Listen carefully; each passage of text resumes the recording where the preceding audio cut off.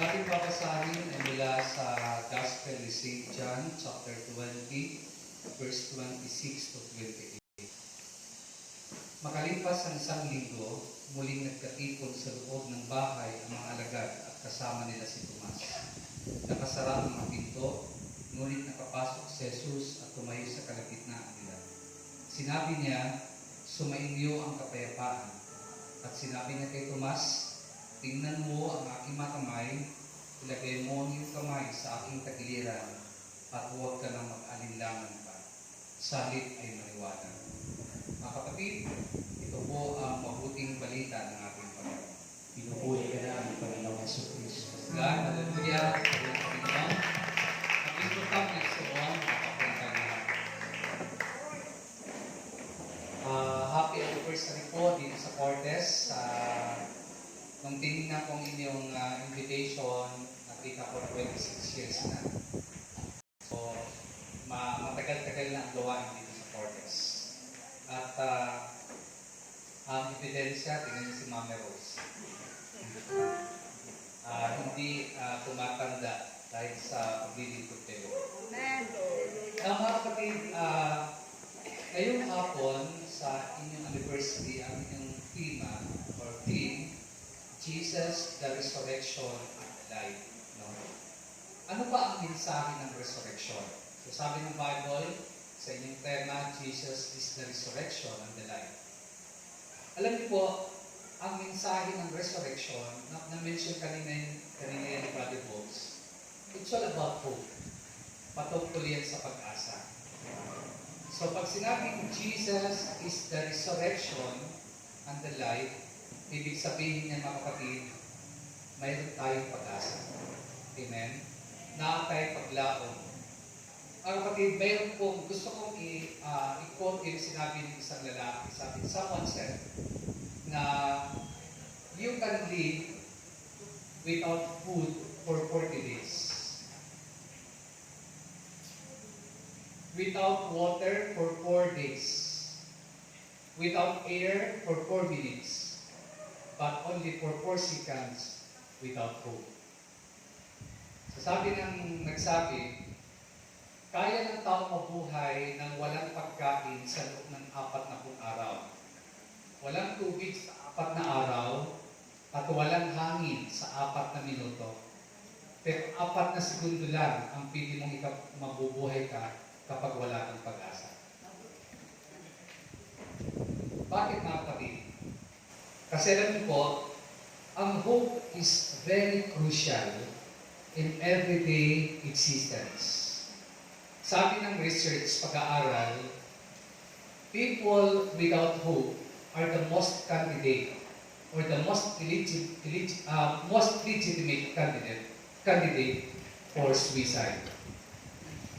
Ang mga tao daw na walang pag-asa, sila yung kandidato para magpakamatay.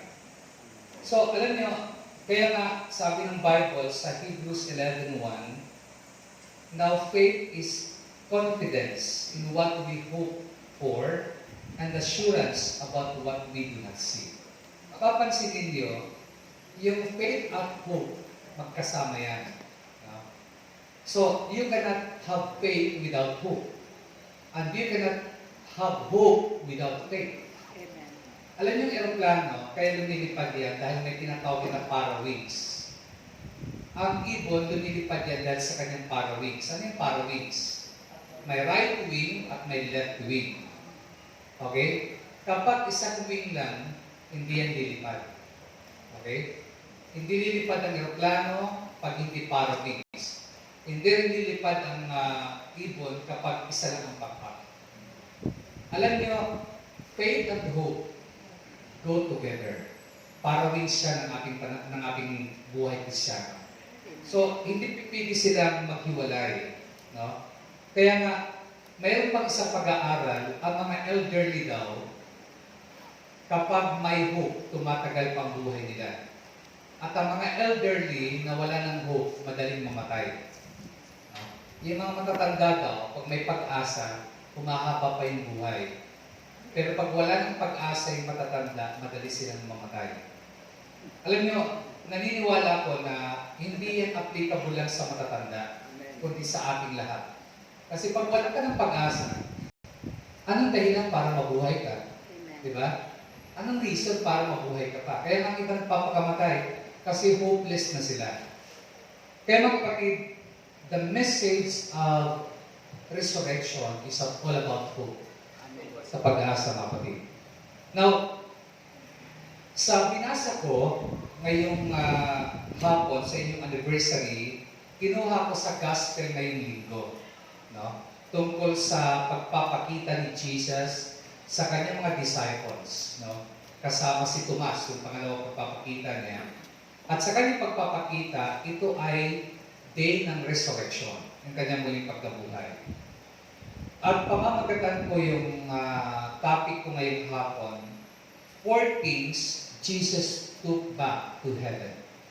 4 things Jesus took back to heaven. 4 na bagay na dinala ni Jesus pabalik sa langit. Okay. Mayroon pong sinasabi ang Bible na 4 na bagay na dinala ni Jesus pabalik sa langit. Pero bago ko yung isa-isahin, gusto ko munang ipakita sa inyo, may mga things that won't be in heaven. May mga bagay na wala sa langit. Anong unang bagay na wala sa langit? Sa langit ay wala ng beer. Okay. Ito yung una, no? Hindi yung binanggit ko, joke lang yun. Pero totoo naman eh. Sa langit wala ng beer. Amen. Kasi wala naman doon tindahan. At wala na doon manginginom. Amen. So, ito po yung mga bagay na wala sa langit. Things won't be in heaven. Number 1, mababasa natin sa Revelation 21 verse 4. Sabi dito, there shall be no more death, no more sorrow, no more crying, no more pain, for the former things are passed away. Sa langit daw, wala ng kamatayan, wala ng dalamhati, wala ng pagtangis, wala ng paghihirap, sapagkat lumipas na ang dating mga bagay. Kung dito sa lupa, palagi kang tumatangis, umiiyak, no? Sa langit, wala ng pag-iyak, wala ng pagtangis. Dito sa lupa, mayroon kayong mga problema, umiiyak kayo, no? Pero ngayon ay wala ng pagtangis. Doon sa langit. Amen?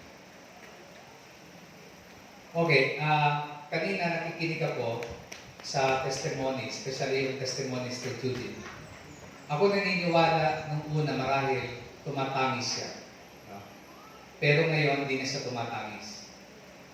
Sa langit, mga kapatid, sabi ng Bible, shall be no more death, no more sorrow, no more crying, no more pain. Kung sa lupa, maraming pag-iyak, sa langit, wala ng pag-iyak. Yan ang unang wala sa langit.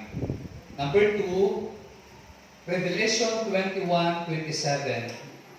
In heaven shall have no wise will enter anything that defiles abominations, lie.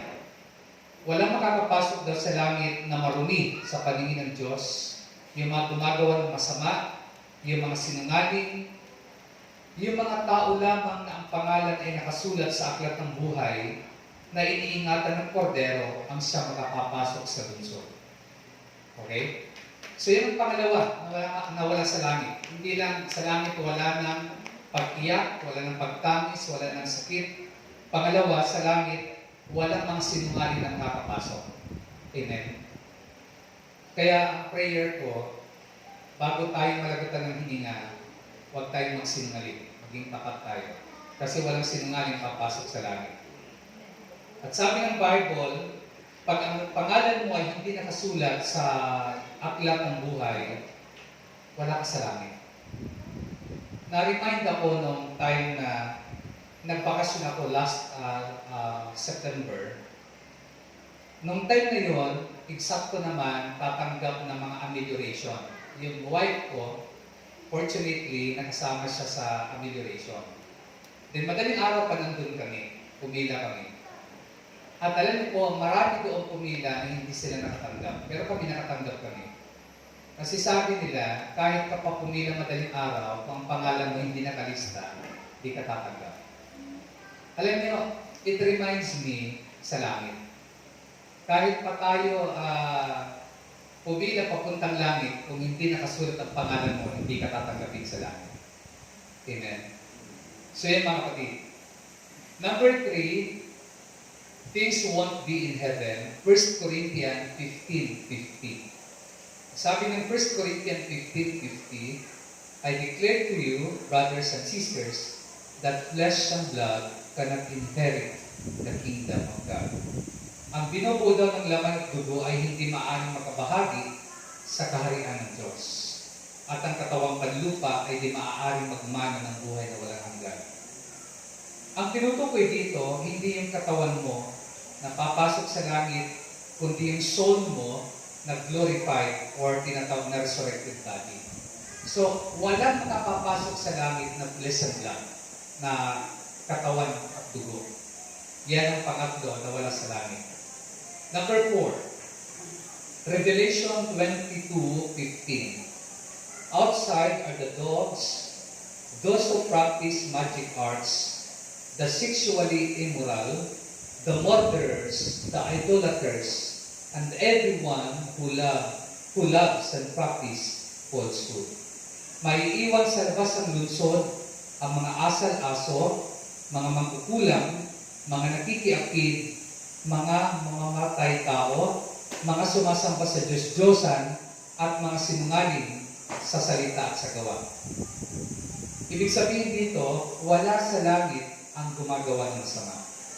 So yan po ang apat that things won't be in heaven. Okay? Kita ninyo. So you cannot take it with you. Wala tatanggapin sa langit sa mga binanggit ko.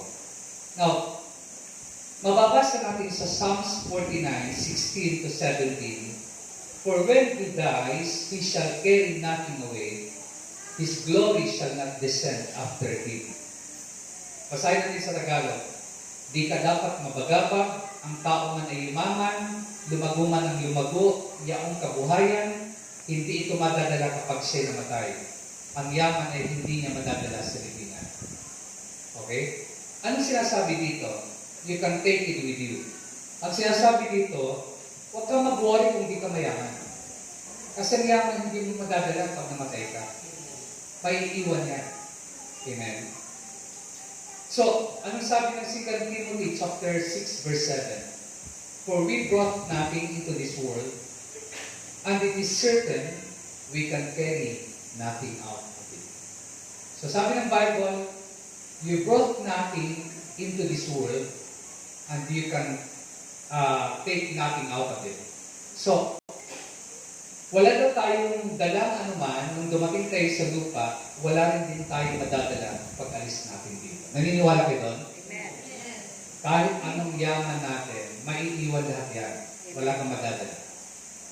Na-remind ako sa isang kwento, mayroong isang lalaki na mayaman siya. Di ba, ang sabi ng Bible, ang direction papunta sa langit ay paakyat. Tama?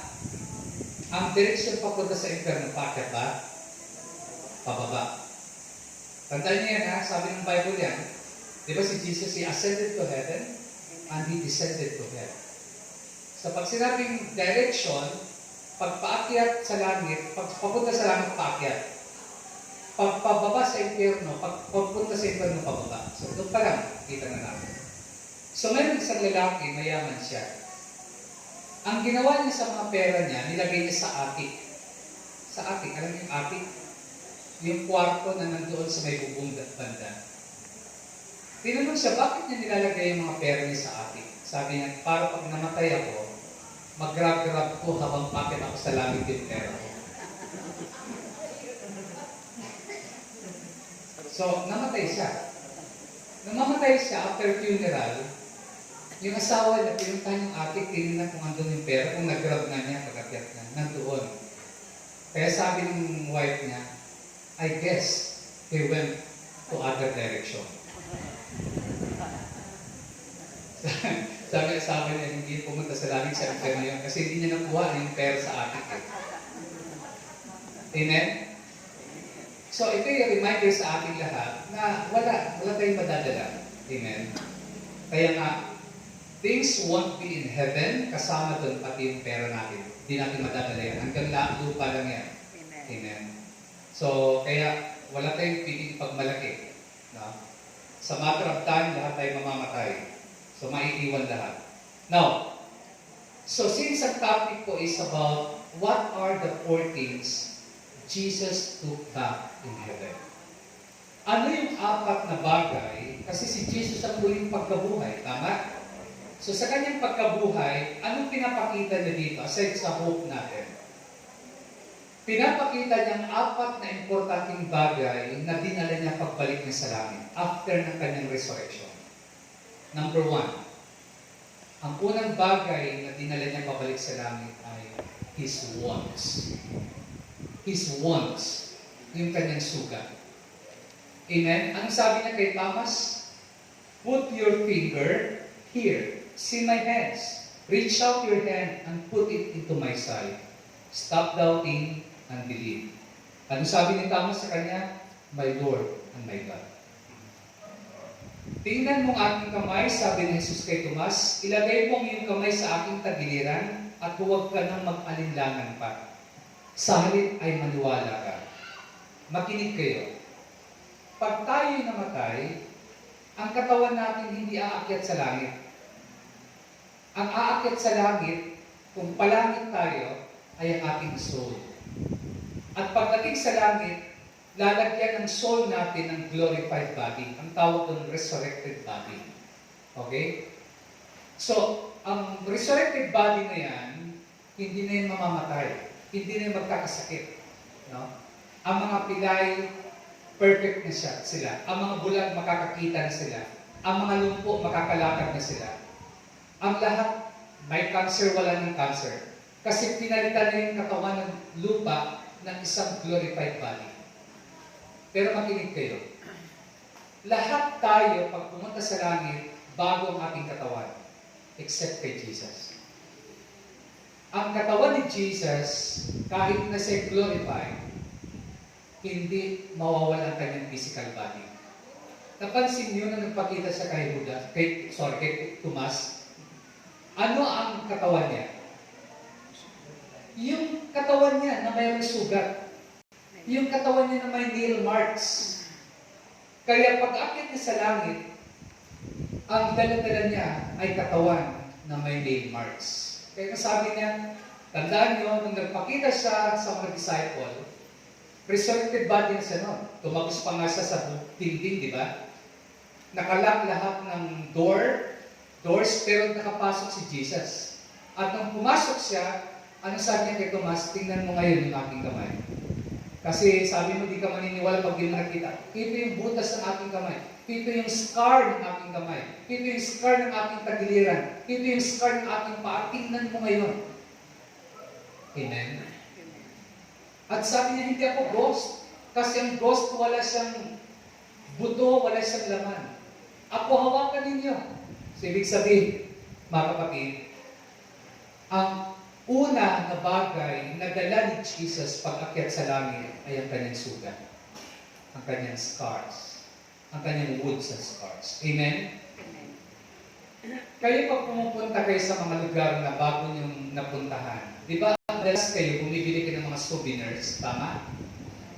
Pag pumunta kayo ng Hong Kong, ng Singapore, or kahit dito lang sa local, pumunta kayo ng Cebu, bibili kayo ng souvenir, tama? Kahit ano yan, minsan cup, minsan anything, no? T-shirt, souvenir. Yung mga pumupunta dito sa mall, na mga taga-ibang lugar, pag-uwi nila, bumibili sila ng damit na may I love Bohol. Souvenir yun. Amen. Alam niyo ba ang souvenir ni Jesus, nala niya pabalik sa langit yung ano? Yung kanyang sugat. Yun lang ang souvenir. The only souvenir that Jesus took back from His trip to earth were His scars and His wounds. Yun ang kanyang souvenir. Amen? Amen. Ito pa mga kapatid. Pag kayo bumili ng mga damit, sapatos, bag, palaging meron niyang tatak. Made in China, made in Singapore, made in the Philippines. Di ba mayroon mga ganon?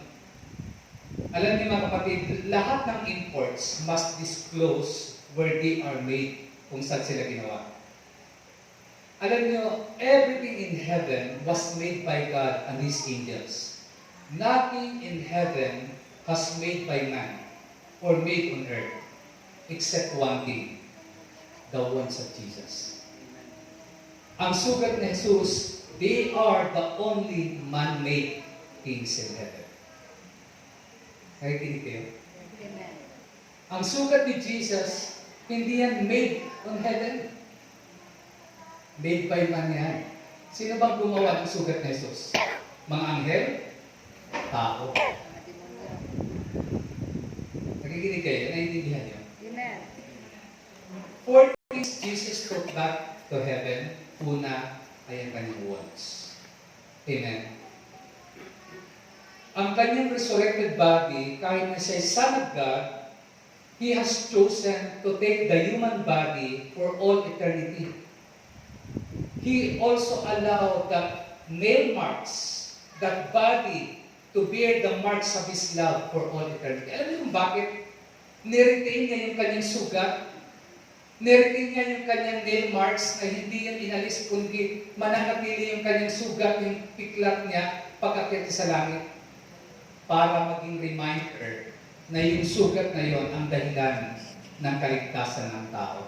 Lahat ng nasa langit, mariremind sila ng sugat na yon ang dahilan ng kanilang kaligtasan. Amen. In heaven, all hearts will be healed. No one will be maimed. Mababasa natin Isaiah 35, 5-6, that the blind will see, and the lame will leap. Ang mga bulag ay makakakita, at makakarinig ang mga pipi, ang mga pilay ay lulundag na parang usa, aawit sa galak ang mga pipi. Mula sa kaparangan ay aagos ang tubig, at dadali sa disyerto ang mga batis.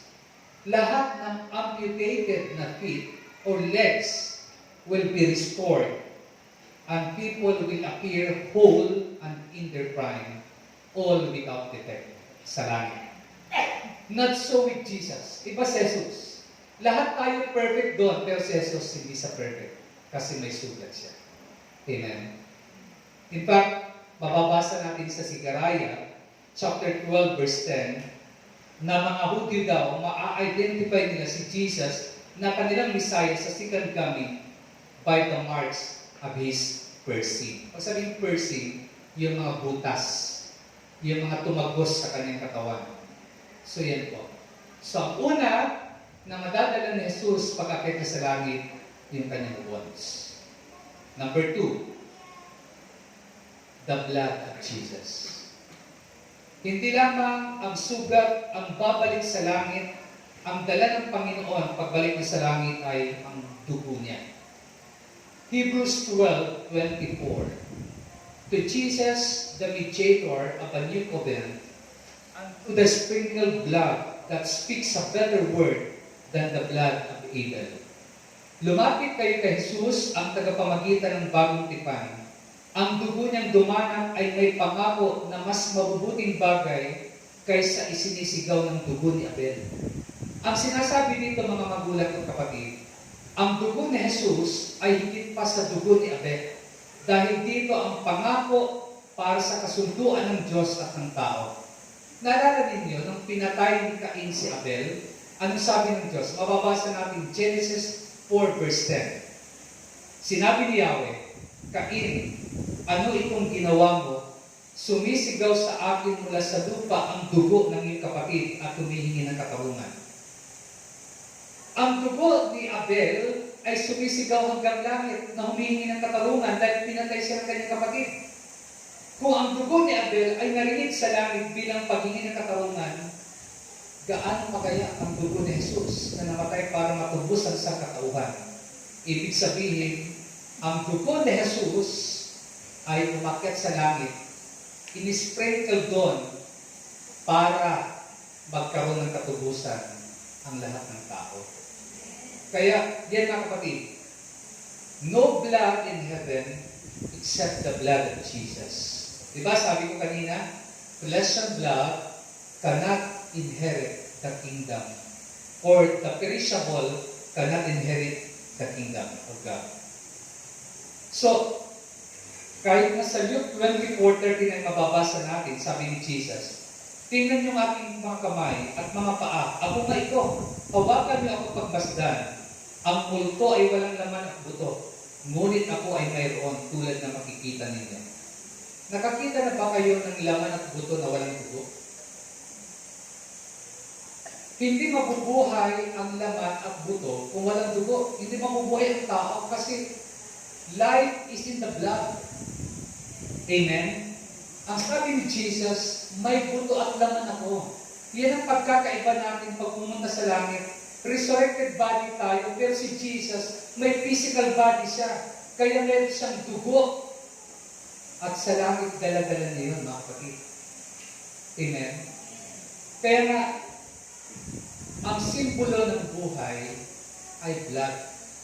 Napapansin niyo sa hospital, kapag ang isang tao ay nagpipipipiti na at malapit na siyang, di ba karamihan ang ginagawa, sinasalina ng dugo para mabuhay pa?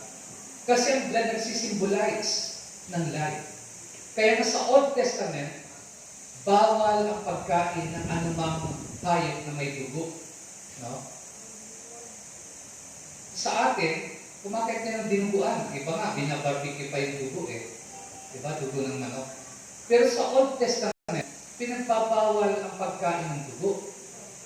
Kasi life is in the blood. Amen. At alam niyo po kung bakit pinagbawal yan? Kasi ang dumi nasa dugo din. Amen. Nasa dugo ang dumi. Pero, nag-pray naman kayo bago kayo kumain ng dinuguan, lalo pag may buto. So, okay na lang yun. Kasi nag-pray naman kayo. Nililinis na ni Lord yun. At nasa bagong tipan na tayo. We live by grace. So, huwag kayo matakot kumain ng dinuguan. Basta huwag lang sobra kasi maaaring blood kayo. Hindi naman masamang kumain nun. Hindi rin masamang kumain ng lechon, ng baboy. Basta huwag lang sobra. Tingnan. Kasi may mga pinagbawal talaga sa Bible para din sa atin yan, mga kapatid. So, alam nyo, bakit sinabi ko na ang dugo na Jesus ay kasama sa pag-akyat sa langit? Kasi, ang blood ni Jesus, yun ang nag-sprinkle sa mercy seat. Mababasa natin sa Leviticus 16:15-16. Pagkatapos papatayin niya ang kambing bilang handog para sa kasalanan ng sambayanan. Magdadala siya ng dugo nito sa loob ng tabing at gaya ng ginawa niya sa dugo ng batang toro, iwiwisik din niya ito sa harap ng luklukan ng awa at sa harap ng kaban ng tipan. Sa gayong paraan, lilinisin niya ang dapong kabanal-banalan sa mga karumihan at kasalanan ng bayang Israel. Gayun din ang gagawin niya tuldang tipanan na nahawa sa kanilang karumihan. Okay, pakinggan niyo. Sa Old Testament, yung temple, especially, yung tinatawag nilang tulda ng tipanan, uluklukan ng awa, yung mercy seat, bago pumasok doon ang high priest, wiwisikan yun, isprinkle nila ng blood ng mga goats, ng mga bulls, ng mga sheep, ng mga iba't ibang hayop, para linisin yun. Alam niyo po, yun ay foreshadow lang. Yun ay naglalarawan lang ng dugo ni Jesus. Mababasa natin Hebrews 9:23, ito yung fulfillment. Ang mga bagay sa sambahang yun, binanggit ko kanina sa ng Hebrews 9:23, ang mga bagay sa sambahang yun ay larawan lamang ng mga nasa langit at kinakailangang linisin sa pamamagitan ng mga handog. Ngunit higit na mabuting handog ang kinakailangang paglinis sa mga bagay sa sambahang nasa langit. At mababasa natin sa Hebrews 9:12, pakinggan niyo ha, Jesus did not enter by means of the blood of goats and calves, but He entered the most holy place once for all by His own blood, thus obtaining eternal redemption. Minsan lamang pumasok si Kristo sa dapong kabanal-banalan at yun ay sapat na. Hindi dugo ng mga kambing at guya ang kanyang inihandog, kundi ang sarili niyang dugo para mapatawad tayo sa ating mga kasalanan magpakailanman. So alam natin na sa langit ay nag-sprinkle ng blood ni Jesus. Kasi sabi rito, minsan nang pumasok si Kristo sa dapong kabanal-banalan, ang tinutukoy niyang langit, at yun sapat na, hindi dugo ng mga kambing, hindi dugo ng mga hayop, kundi ang sarili niyang dugo para mapatawad tayo sa ating mga kasalanan magpakailanman. Kaya yung sinabi ko, ang pangalawa na dala ni Jesus sa langit ay ang kanyang blood. Number 3, ang pangatlo, Jesus took back to heaven the keys of death and hell. The keys of death and hell. Yung susi ng kamatayan at impyerno. Makinig kayo. Una, nadala ni Jesus pabalik sa langit ay ang kanyang sugat. Pangalawa, ang kanyang dugo. No?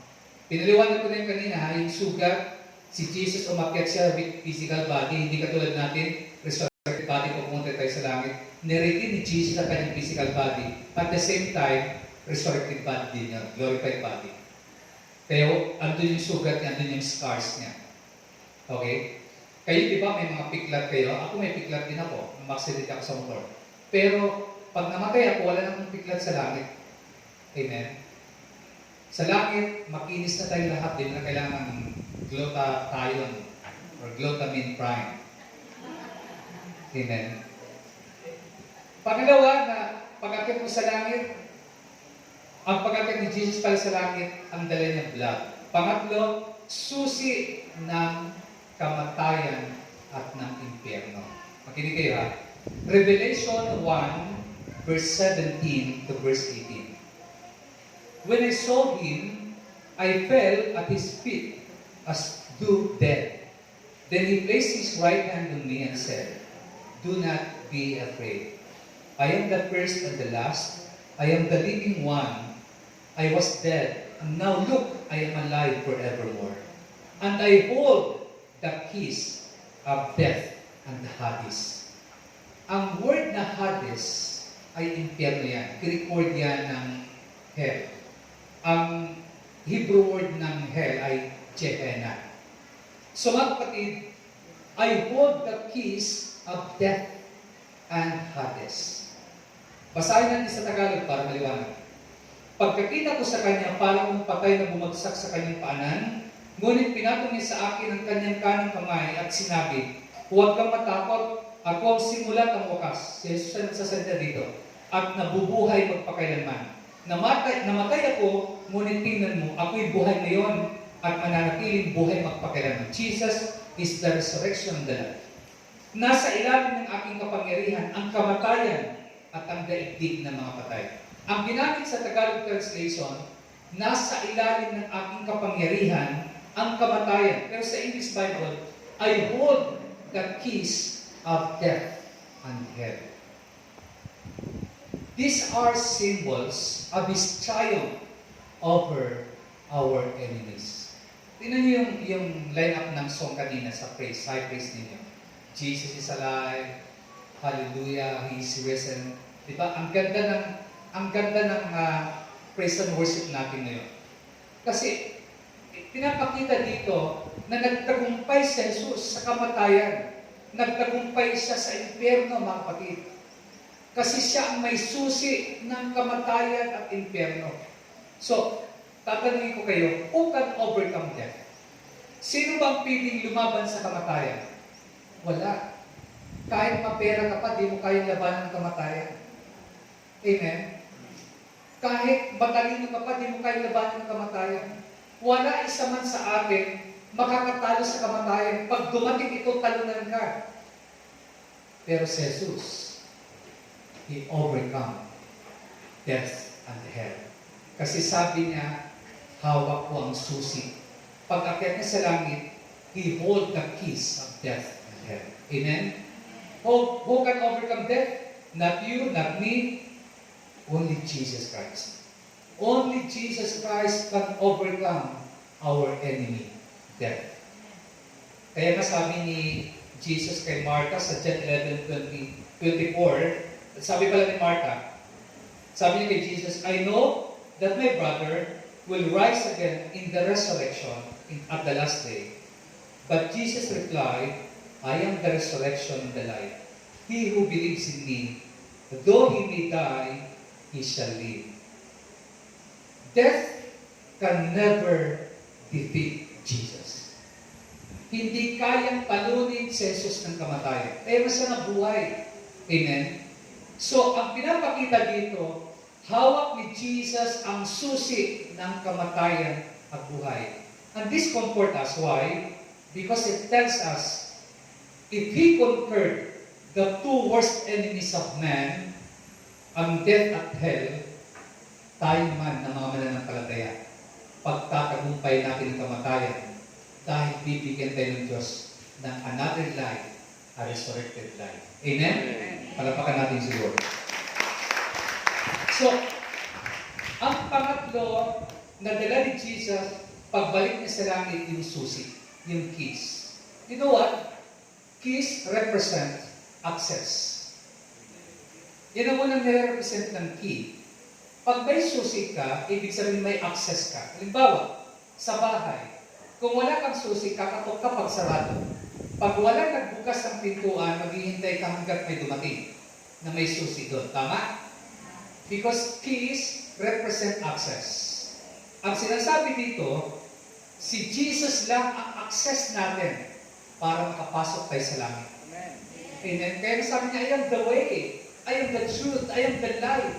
Nobody can come to my Father except through me. Kaya mga kapatid, huwag kang matakot sa kamatayan. Fear not. Sabi ng Bible, do not be afraid. I am the first and the last. I am dead, yet I am now alive forevermore.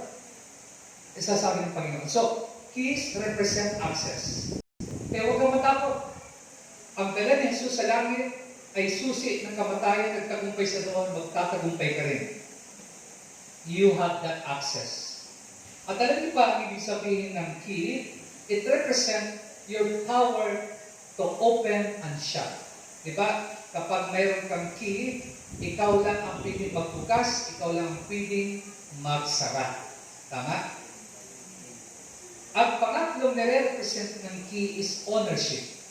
Amen? Pag-aari. Kapag may susi ka, halimbawa, car. Pag mayroon kang susi ng car, ibig sabihin, ikaw ang nagmamayari nun, pag-aari mo. May pag-aari ka kasi may susi ka. Except na lang kung karnap yun, ha? Kung ninakaw ka. Pero, ang ibig sabihin ng key is ownership. Amen? Kung mayroon kayong key, car man yan, motorcycle man yan, no? Yan ay ibig sabihin ownership. So dito, not only the Lord Jesus demonstrated His power over sickness, over demons, over nature, but He showed us that He has the power over death and over hell. Amen? Yan ang sabi niya. Ano nga ba ang death? Ano nga ba ang hell? Alam niyo, di ko na kailangan i-elaborate ng gusto yan. Dahil alam natin ang kamatayan. Pag sinabing kamatayan, no, may tatlong klaseng kamatayan, di ba? Physical death, mayroon tatawag na spiritual death, mayroon tatawag na eternal death. Ang physical death, di ka nahihinga, pantay na yung paa mo, ililibing ka 6 feet below the ground, yan ibig sabihin ng physical death. Ang spiritual death, nagkasala ka, you have been separated with God, nahiwalay ka. Yung eternal death, yung pagpunta ng impyerno, yun ang eternal death. Now, yan yung kamatayan. Ang death is the king of terror. But now, death is controlled by Jesus. So, hindi na natin, we no longer fear about death. Why? Dahil si Jesus nagtagumpay sa kamatayan. Now, ang pang-apat, dito ako magtatapos. Ang pang-apat na dinala ni Jesus papunta sa langit, hindi lang yung wands niya, hindi lang yung blood niya, hindi lang yung keys ng death and death, ang pang-apat na dalhin sa langit, His desire to come again. Nung pumunta sa langit si Jesus, ang dala niya yung kanyang hangarin na bumalik sa lupa para sunduin tayo. Amen. Alam niyo, may kasabihan, no place like home. Tama? Pag kayo nasa tahanan ninyo, masarap ang feeling. Diba? Kaya nga, minsan pag kayo tutulog sa ibang bahay, namamahay kayo, minsan di kayo makatulog. Pero sa inyong kwarto, kahit isang buwan na yung pundal ng inyong una, mahimbing pa rin ang tulog ninyo. Kasi no place like home. Amen? Alam nyo, si Jesus nung umakyat sa langit, hindi palagi ang loob niya. Gusto niyang bumalik sa lupa kasi nandito ang puso niya. Amen? Sa kanyang pag-akyat sa langit, dala-dala niya ang desire to come again. Paano ko nasabi yan? Makinig kayo. John 14, verse 1 to 3. Pakinggan mo. Sabi ni Jesus, do not let your heart be troubled. You believe in God, you believe also in me. In my Father's house are many mansions. If it were not so, I would have told you, I go to prepare a place for you. And if I go and prepare a place for you, I will come again and receive you unto myself, that where I am, there you will be also. I will come again. Sabi ng Panginoon, pupunta ako sa langit, pero ihahanda ko lang ang mansion para sa inyo. Babalik ako para sunduin ko kayo, para kung nasaan ako, nandoon din kayo. Ang paghuli na dala ni Jesus pag-akyat sa langit, yung kanyang desire to come again. Amen.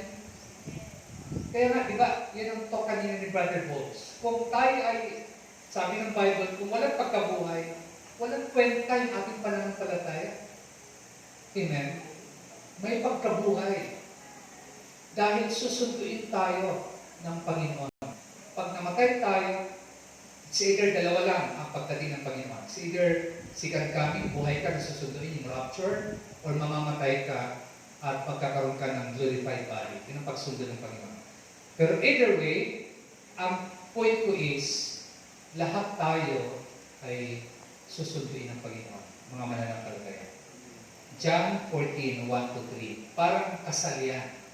Amen. Alam niyo pa, sabi ng Bible, ang pagbabalik ng Panginoon, pag bumalik sa pag-sure na ang simbahan, tayo, ang mananampalataya, ikakasal tayo. Tayo ang bride ni Christ, siya ang groom. So sa langit ngayon, grabe ang preparation sa malaking event na ito, na pagdating ng time, ikakasal ang simbahan kay Kristo. Dahil tayo ang bride ng Panginoon. Amen. Alam niyo, pag mga kinakasal, iba dito sa inyo, di ba, kinasal na? Ang iba, kasal pa lang. Ang iba, hindi pa alam kung kailan. Pero pag kayo ay ikakasal, amen? Pero in short, si Naomi hindi na magtatagalan. Okay. Bakit? Alam niyo, pag ikakasal ang tao, ang ikakasal, grabing preparation yan. At may excitement. Tama po ba? May excitement. Alam niyo mga kapatid, ito sasabihin ko sa inyo, sa langit, grabing excitement doon sa pagbabalik ng Panginoon para ikasal siya sa simbahan. Dahil ito yung pag-claim ni Jesus, claiming His own. Tayo pag-aari niya, i-claim niya tayo. Yan ang second coming ng Panginoon. His desire to come again. Mga kapatid, gusto kong magtapos sa isang kwento tungkol sa pag-claim na yan. He claimed His own. Mayroong isang American na nagbakasyon sa isang liblib na lugar ng Africa. Ang American ay missionary siya. At nung time na nandun siya sa Africa, sa isang maliit na community, nagkaroon ng sunog. At yung isang bahay, nagliliyab. At habang nagmamasid yung mga tao na nagliliyab, nandoon na-trap ang pamilya sa loob ng lipahat na yun. So, maraming tao ang nagmamasid lang dahil natakot silang pumasok dahil mamamatay din sila. Pero itong American, naglakas loob siyang pumasok doon sa loob ng hut na yon or ng kubo na yon. At nakita niya ang pamilya, buong pamilya, pero patay na yung tatay at nanay. Natira yung 4 na bata na ilabas niya doon sa nagliliyab na bahay. Nung nailabas niya, grabe yung sugat ng American na ito. Marami siyang pasok sa kanyang katawan dahil sinate niya yung 4 na bata. Then, nagpagaling itong American ng ilang weeks sa hospital. Pagbalik niya doon sa village, sa community na yon, nakita niya yung mga bata na 4 ay pinag-uusapan na doon kung sino ang mag-claim, sino kukuha. Ang una nagsalita yung mayor. Sabi ng mayor, I can best help them. Ako ang the best na makakatulong sa kanila kasi mayor ako. Mayroon akong influence, kaya ko silang tulungan. Pero may nagsalita na isa, sabi niya, isang mayaman na pamilya, sabi niya, we can buy them what they need. Mayaman kami mag-claim dyan, sapagkat kaya namin bilhin ang kailangan nila. Mayroon din tumayo, sabi, kami ang neighbor niyan at kaibigan, papapalagay ang loob nila sa amin. Kami mag-claim sa mga bata. Finally, the American stepped forward and said, I claim them. Ang tanong sa kanya, on what basis? What right do you have to them? Anong karapatan mo? Sabi ng American, tinaas ang kanyang mga kamay na puno ng sugat. Sabi niya, I love them enough to risk my life for them. These hands are the symbols of my love and my claim. Mga kapatid, pag-aari ka ng Panginoon. Amen. Ang patunay, yung nail marks ng Panginoon. Ang patunay, yung kanyang sugat na dadalhin niya sa langit. Yun ang proof that God loves you. Yun ang proof ng kanyang claims sa iyo. So don't waste that sacrifice. Amen? So mga kapatid, again, ang Panginoon ang resurrection of life. And this is all about hope. Pag-asa. May pag-asa tayo sapagkat si Jesus ay nagtagumpay laban sa kamatayan, laban sa impyerno. Magtatagumpay ka dahil kliniklaim ka ng Panginoon. Tumitay lahat at sa hapon ito, inaanyayahan ko kayong